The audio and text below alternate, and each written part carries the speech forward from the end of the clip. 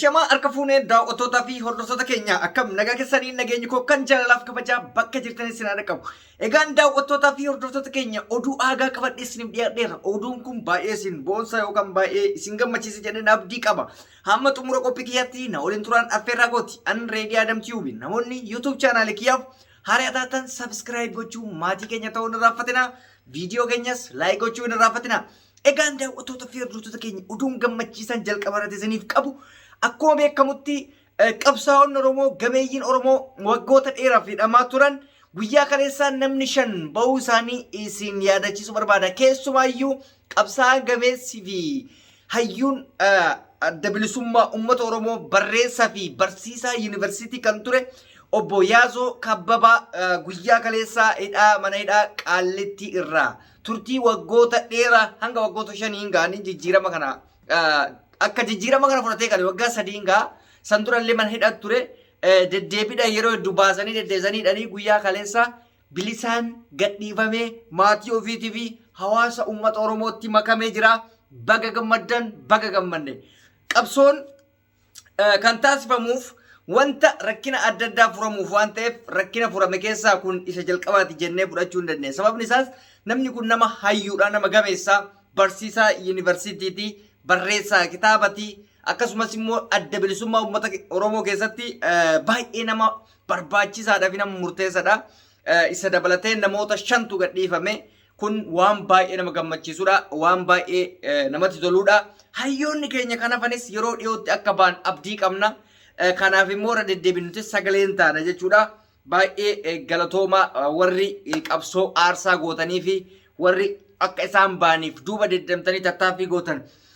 Isiniin jechuu barbaada odeeffannoo biraatiin odeeffannoo baay'ee baheessa odeeffannoo abdii nama horu jechuudha. Odeeffannoon kun abdii guddaa namatti hora. Innis maal inni ijoolleen keenya yookaan obboleewwan keenya Su'uudi Arabiyaa keessatti lammiileen keessumaayyuu Itoophiyaa 30 ol ta'e mana hidhaa tokkochaa keessatti 30 olii beeka.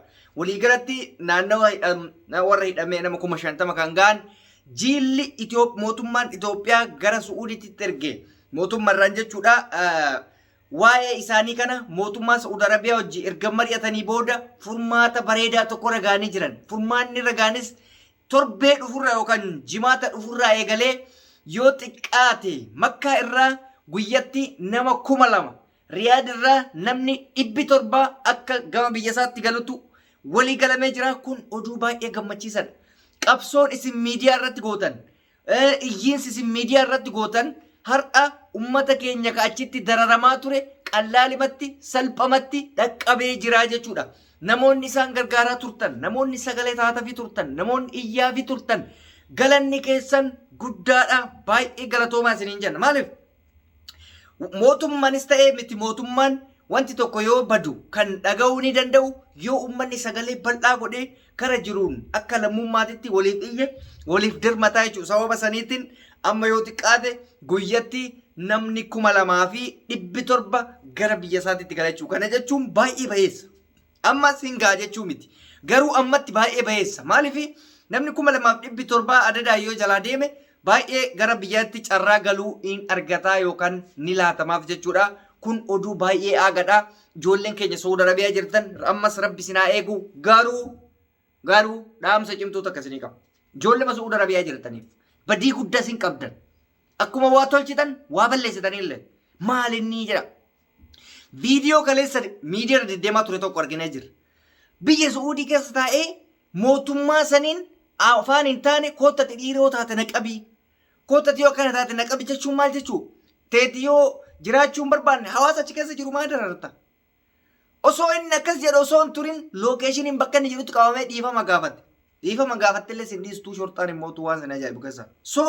Kanaaf waan jettan laalladha biyya namaa keessa anama biyya kana keessa taa'ee waa'ee biyya kana anaa dubbadhu argitanii beektan hin dubbadhu. Maaliif hin dubbanne? Biyya keessa teettu kanatti ummanni biyya saniitu dubbatu hin dandeettu akkamitti dubbattu? Namni biyya biraas dubbatu bareedadha. Waan afaan keessan tirfiin deemina ummata miskiina hin dararsiisana warra hojjetuuf jijjiiruu barbaadu tiktookii guddifachuuf jettee feesbuukii guddatu yuutuubii guddifatu jettee afaan arabaatiin waan hin taane laaqen rakkina kee yoo taate afaan beeynuun isin iyyee jirra argite sababa sanii sababa isin afaan adda addaa darbattaniif sababa isin rakkoo adda addaa fiddaniif ummanni Itoophiyaa lammiileen Itoophiyaa akka makkaan hin seenne taasifame akka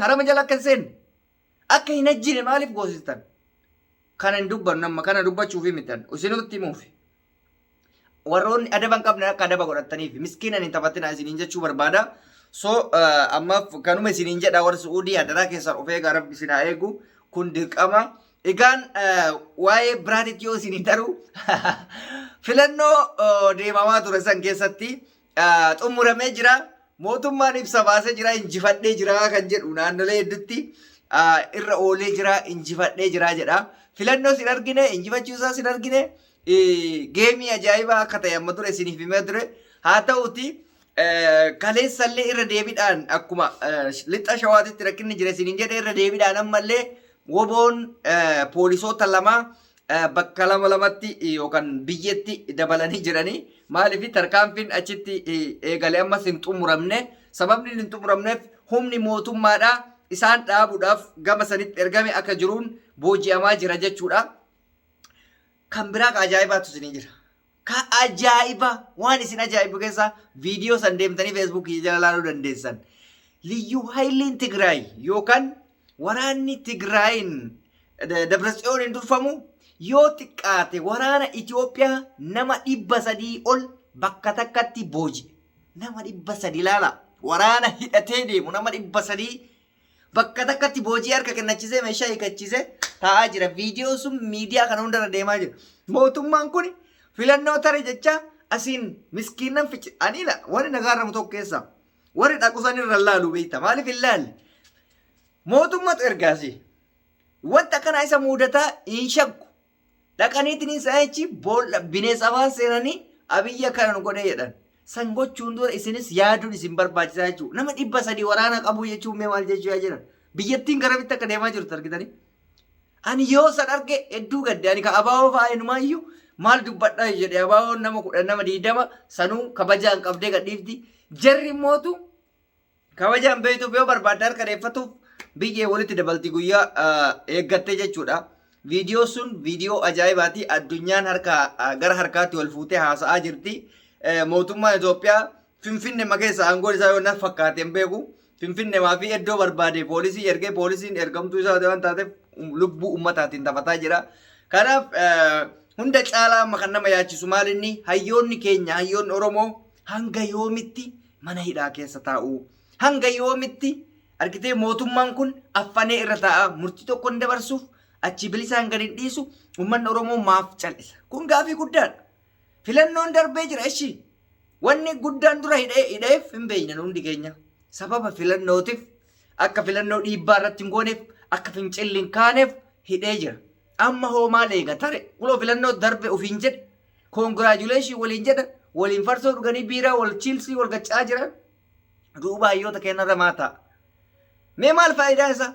Hayyee waggaa 5 aangoon keeti. Kan mootummaan mirga keenyaa falmachuu ammas mirga qabna. Aangoo qabaatu baatte ilmi namaa erga lubbuun jiraatte mirga lubbuun jiraachuu falmachuu mirga dimokiraasii falmachuu mirga guutuu qaba.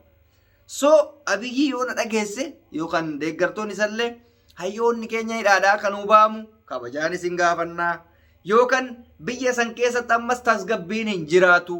Sababni tasgabbiin hin jiraanneef nama tokko yakka isaa malee badii isaa malee hiitee irra taa'uun mataan isaa biyyattii san tasgabbii dhoorga.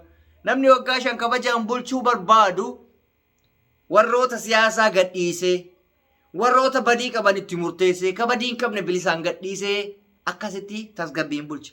Yookaan nama wanjala hin qabne hiitee nama achi keessa jiru murtii tokko malee teechiftee akka barbaaddetti taphattee akkamitti biyya tasgabbeessee biyya tana ijaaraa jirta. Kuni gaafii guddaadha. Erga filannoo darbee namni waa'ee biyya sana yaaduu qaba malee waa'ee jeequmsaa yaaduu hin qabu ture. Amma kuni umrii isaa guutuu agaachi jirutti jechuudha. Waa'ee jeequmsaa yaada. Sababni isaa maayini rakkoo ofii waan beekuuf. Rakkoo ofii odoo furatuu danda'u uummata keenya irra taa'aa jechuudha. Amma fakkeenya ammee Jawaar fa'aa odoo hiike namichi kun warra siyaasaa hunda odoo hiike. Uummanni maal godhi jedhaan gaafii ma gaafata bakka waa'ee Finfinnee maal kana gaafata cinqiin biraa jeequmsi biraan jiru. Amma akkatti garuu jeequmsa addancitu jedha. Egaan daawwattoota hordoftoota keenya An reedii Adam Tube odeeffannoo dhaqqabu kana fakkaata turtii na waliin gootaniif galatoomaa isiniin jedha qophii biraatii walitti deebina nagayaan naa tura.